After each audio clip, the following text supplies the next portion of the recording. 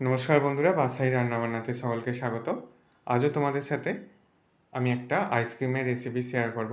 বাড়িতে কিভাবে সহজভাবে ম্যাঙ্গো আইসক্রিম তৈরি করে নেবে সেই রেসিপি। কাঁচা আম দিয়ে কোনো রকম রং ছাড়াই কিভাবে সহজভাবে কাঁচা আমের ম্যাঙ্গো আইসক্রিম তৈরি করে নেবে সেই রেসিপি আজ তোমাদের সাথে শেয়ার করছি।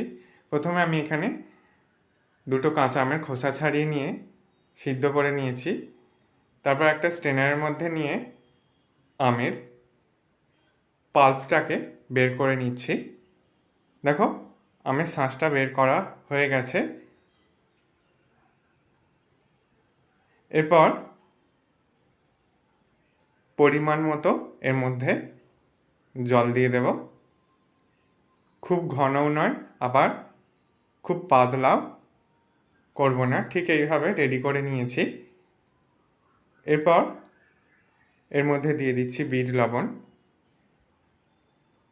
এখানে বেশি কিছু দেওয়ার প্রয়োজন নেই।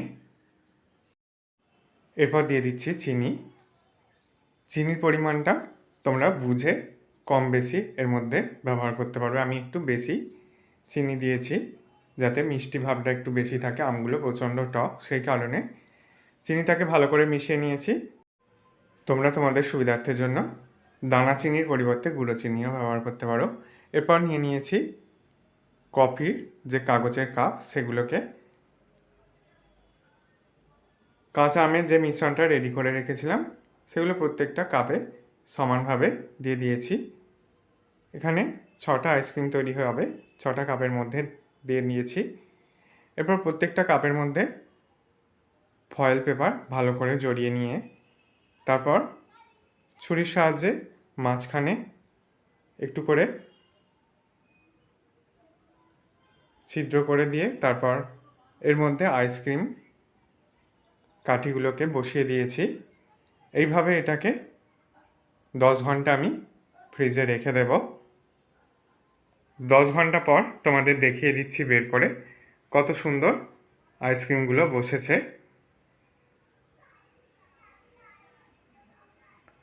প্রত্যেকটা আইসক্রিম সুন্দরভাবে বসেছে।